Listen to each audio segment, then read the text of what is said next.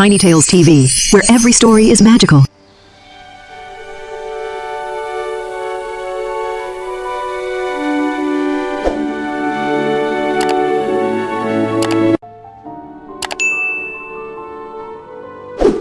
Once upon a time, in a quiet and prosperous kingdom, there lived an old queen whose husband had long since passed away. Though she ruled wisely, her greatest treasure was her only daughter, a princess of rare beauty, kindness, and gentle spirit. As the years passed, the princess grew into a graceful young woman, admired by all who knew her. When the time came, the queen arranged her marriage to a noble prince who lived in a distant land. Though the match was honorable, the thought of parting from her daughter filled the queen with sorrow. On the morning of her departure, the palace was filled with both celebration and quiet grief. The queen prepared a magnificent dowry for her daughter: golden goblets, silver vessels, shimmering jewels, and fine garments fit for royalty. To ensure her daughter's safety, the queen appointed a chambermaid to accompany her on the long journey. Each was given a horse. The princess rode a noble white horse named Falada, a magical creature who could speak. The chambermaid rode a lesser horse, plain and tired. Before they left, the queen called her daughter into her chamber. With trembling hands, she pricked her finger until 3 drops of blood fell onto a small white cloth. She handed it to the princess. Guard this carefully, my child. It will protect you in times of need.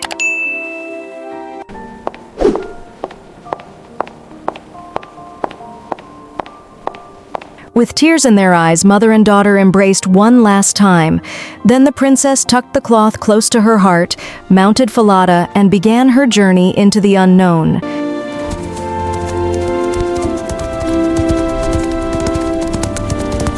After traveling many hours under the burning sun, the princess grew thirsty. Spotting a cool brook, she turned to her chambermaid.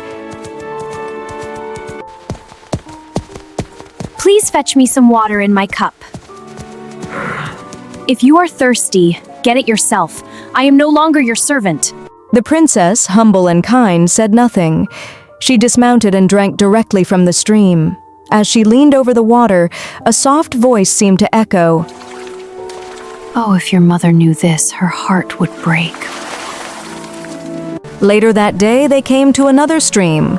Again, the princess asked for water, and again the chambermaid refused. As the princess bent down to drink, something terrible happened. The cloth with the queen's 3 drops of blood slipped from her bosom and floated away unnoticed. The chambermaid saw this, and her eyes gleamed with wicked joy. Now the princess had lost her mother's protection. Now, she was vulnerable.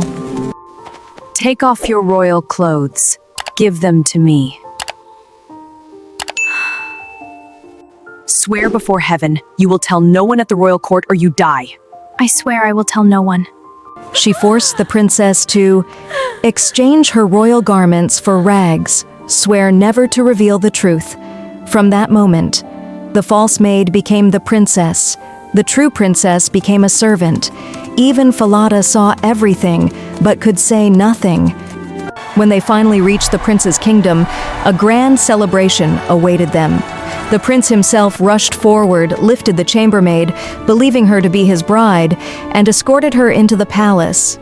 Meanwhile, the real princess stood alone in the courtyard, unnoticed. Only the old king, watching from above, sensed something strange. The old king went to the bride's chamber and asked who the girl was. Forgive my curiosity, princess, but who is the fair maiden that you rode in with? I picked her up on my way for a companion. Give the girl some work to do so she won't stand idly by. I have a little boy who tends the geese. She can help him. The false bride feared that Falada might reveal her secret, so she demanded that the talking horse be killed. Dearest husband, I beg you to do me a favor. I will do so gladly. Kill the horse. I cannot bear the sight of it. And so, Falada was slain. The princess wept, but secretly begged the stable boy to nail Falada's head above the dark gateway she passed through each day. He agreed. cut off Falada's head and nailed it firmly beneath the archway. The princess was given the lowest task, helping a young boy named Conrad tend the royal geese. Thank you. Every morning, as she passed beneath the gate, she whispered, It's an honor to help you. Alas, Fala hanging there. Alas, young passerby. If your mother knew, her heart would break in two. Let's keep them moving, Conrad. Right behind you. Then they went out to the meadow with their geese. When they sat down, the princess unbound her golden hair. Conrad was amazed by how it shone and wanted to pluck a few strands. Blow, wind, blow. Take Conrad's hat and make him go. And instantly, the wind would snatch his hat away, sending him running. By the time he returned, her hair was neatly braided again. This happened again and again. I won't tend geese with that girl any longer. Tell me, boy, what does she do to anger you? So, everything that happened, we were in the forest, and this strange thing appeared. It was Fada's talking head. It just floated there, speaking. Fada's talking head? You saw this, your majesty.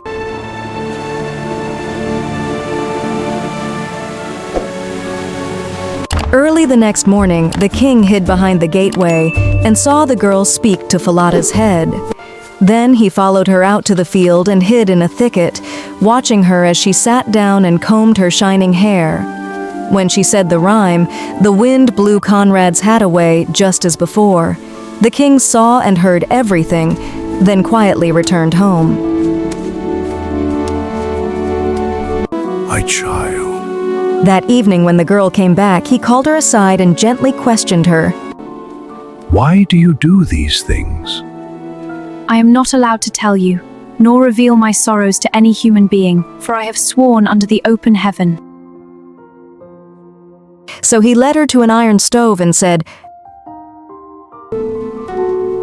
If you cannot tell me, tell your sorrow to this.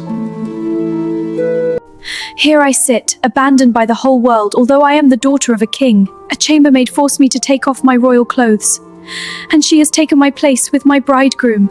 Now I have to do common work as a goose girl. If my mother knew this, her heart would break in two. The old king was listening outside the stovepipe and heard every word. The next day, the king dressed the girl in royal garments. She shone brighter than the sun. He summoned the prince and revealed the truth. My son, the bride you thought was yours is but a false chambermaid. Behold, here stands your true bride, the one who has been tending geese. At last, my true bride. A grand feast was held, and all the court and their friends were invited. The prince sat at the head of the table with the true princess on one side and the false bride on the other. The chambermaid didn't recognize the princess in her royal attire. After they had eaten and drunk, the old king posed a riddle to the false bride. What punishment does one deserve who betrays her mistress and steals her place? She deserves no better fate than to be stripped naked, placed in a barrel studded with sharp nails, and dragged by 2 white horses until she is dead. You are the one, and you have pronounced your own sentence. So shall it be done to you. No, please, I beg you.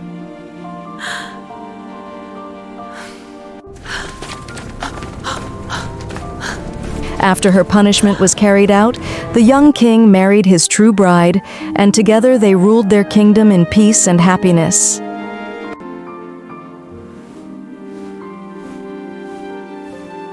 And though she never forgot her suffering, the princess lived the rest of her days in peace, her strength shining brighter than any crown.